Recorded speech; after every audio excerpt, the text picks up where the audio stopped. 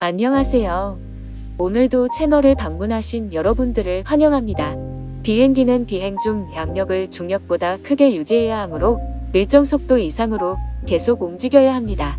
이때 비행기를 움직이게 하는 힘을 추력이라고 합니다. 이번 영상에서는 비행기가 어떻게 추력을 얻는지 이야기해 보겠습니다. 라이트 형제가 만든 최초의 비행기 라이트 플라이어호는 가벼운 동체와 커다란 날개를 사용해 양력을 최대한 이용할 수 있도록 설계되었고, 비행을 위한 추력을 얻기 위해 프로펠러를 사용했습니다. 라이트 플라이어호가 개발된 후 2차 세계대전 전까지 개발된 대부분의 비행기들은 프로펠러를 사용해 추력을 얻었습니다. 프로펠러는 직선 형태가 아니라 날개가 휘어진 형태로 만들어져 회전하는 동안 공기를 뒤로 밀어냅니다. 비행기는 공기를 뒤로 밀어내는 힘에 의해 생기는 반작용을 추력으로 사용합니다. 프로펠러가 회전하는 동안 프로펠러의 가장자리는 중심부보다 더 빠르고 긴 거리를 움직이기 때문에 더 큰 추력을 만들어냅니다. 그 결과 프로펠러의 위치에 따라 추력의 크기가 달라지는 문제가 발생합니다. 이렇게 위치마다 생성되는 추력의 양이 다르면 마치 자동차의 네 바퀴가 서로 다른 속도로 회전하면서 움직이는 것처럼 비행 효율이 떨어지고 비행 안정성이 저하되는 문제가 발생합니다. 이를 해결하기 위해 항공 엔지니어들은 프로펠러의 중심부에서 끝으로 갈수록 날개의 두께와 휘어진 각도를 작아지도록 디자인했습니다. 이로 인해 프로펠러는 베르누이 원리와 바둑락에 의한 양력이 추가로 발생하고 모든 위치에서 비슷한 추력을 유지할 수 있게 되었습니다. 프로펠러 비행기는 프로펠러의 회전으로 인해 비행기의 동체가 반대 방향으로 돌아가는 힘이 작용합니다. 이 현상은 특히 비행기의 이착륙 시 동체의 한쪽으로 더 큰 힘이 작용하여 두 쪽의 바퀴가 더 빨리 닳는 현상으로 나타날 수 있습니다. 상발기처럼 프로펠러가 두 개인 경우에는 서로 반대로 회전하게 만들어 동체에 작용하는 힘을 상쇄할 수 있지만, 단발기에서는 이 힘을 상쇄하기 어렵습니다. 따라서 엔지니어들은 엔진의 위치를 약간 틀어 좌우의 양력을 다르게 하거나 비행기의 무게 중심을 조절하는 등 다양한 방법을 통해 이 현상을 최소화하려고 합니다. 프로펠러 비행기의 다른 예로는 헬리콥터와 드론이 있습니다. 이 비행체들은 프로펠러를 회전시켜 추력을 얻는 것이 아니라 양력을 얻어 비행합니다. 따라서 수직 이착륙이 가능하며 양력의 크기를 조절하여 이동합니다. 헬리콥터는 일반적으로 양력을 발생시키는 큰 프로펠러 하나와 회전에 의한 반작용을 상쇄시키는 꼬리 부분에 작은 프로펠러 하나를 장착한 형태를 하고 있습니다. 일부 헬리콥터는 2개 이상의 큰 프로펠러를 사용하기도 합니다. 헬리콥터는 회전하는 날개의 바등각을 조절해 특정 방향으로 더 큰 양력을 만들어 무게 중심을 이동시키는 방식으로 이동합니다.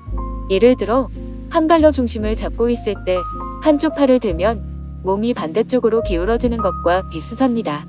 그래서 헬리콥터가 특정 방향으로 이동할 때 그 방향으로 기울어지는 모습을 볼 수 있습니다. 드론은 헬리콥터와 달리 각 날개의 회전수를 조절하여 양력의 크기를 변화시키는 방식으로 이동합니다. 프로펠러는 저속에서 효율적이지만 고속에서는 밀어낼 수 있는 공기의 양과 속도에 한계가 있어 효율이 떨어집니다. 이로 인해 음속 이상의 비행이 불가능합니다. 이러한 단점을 보완하기 위해 제트 엔진이 개발되었고, 2차 세계대전 이후 대부분의 비행기들은 제트 엔진을 사용하게 되었습니다. 제트 엔진은 앞에서 들어온 공기를 고압으로 압축한 후 연료와 혼합해 연소시켜 뒤로 분사하여 추력을 만들어냅니다. 이런 추진 방식은 풍선을 크게 불어놓으면 하늘로 날아가는 것과 크게 다르지 않습니다. 제트 엔진은 흡입부, 압축기, 연소실, 터빈, 대기 노즐의 5부분으로 구성되어 있습니다. 엔진의 형태는 공기가 들어오는 입구가 가장 넓고 출구로 갈수록 좁아지는 구조로 되어 있어 공기가 효율적으로 압축된 후 배출되도록 설계되었습니다. 흡입부는 대기 중의 공기를 엔진으로 유입시키는 부분입니다. 공기의 흐름이 고르지 않으면 엔진 효율이 떨어지므로 공기가 고르게 들어가도록 조절해주는 역할을 합니다. 압축기는 흡입부에서 들어온 공기를 압축하는 부분 후 저압부와 고압부로 구성되어 있습니다. 저압부에서는 회전하는 날개를 통해 공기의 속도를 높이고 고정된 날개에서 속도가 줄어들며 공기가 압축됩니다. 고속도로에서 톨게이트를 통과할 때 차가 막히는 것과 비슷한 원리입니다. 저압부와 고압부에서 두 번 압축된 공기는 고온, 고압 상태가 됩니다. 연소실에서 이 공기와 연료가 혼합되어 연소되면 연소 과정에서 생성된 가스는 급격한 온도 상승으로 부피가 팽창하게 됩니다. 영화에서 폭발 장면을 떠올리면 이해하기 쉬울 것입니다.